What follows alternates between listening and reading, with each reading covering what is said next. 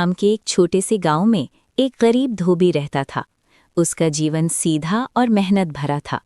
रोज सुबह से शाम तक लोगों के कपड़े धोना और उन्हें प्रेस करना ही उसकी दुनिया थी। एक दिन जब सूरज ढल रहा था, वो कपड़ों का भारी गट्ठर उठाए नदी की तरफ जा रहा था।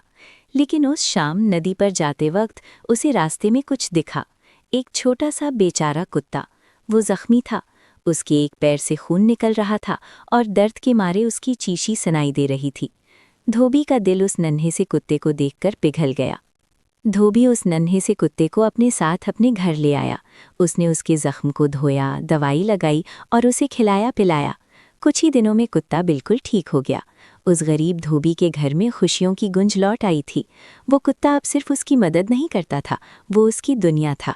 वो दोनों एक दूसरे के सबसे अच्छे दोस्त बन गए थे।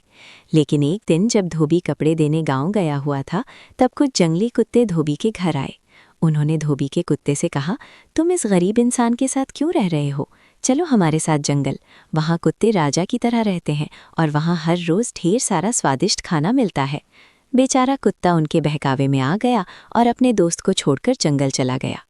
जब धोबी घर आया तो उसने देखा उसका दोस्त गायब है। वो बहुत डर गया और जंगल की तरफ दौड़ा।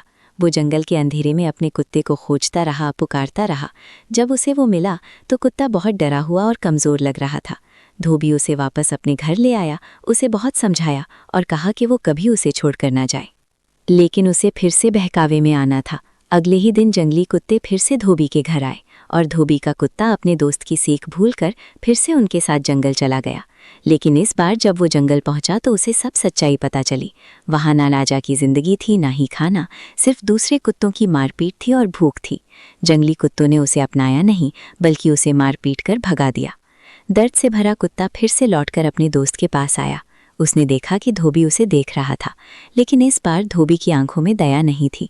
इस बार उसे अपने दोस्त के धोखे का दर्द बहुत ज़्यादा था। उसने एक डंडा उठाया और कुत्ते को अपने घर से हमेशा के लिए दूर भगा दिया। अब वो कुत्ता ना घर का बचा, ना घाट का। उसने अपना सब कुछ खो दिया।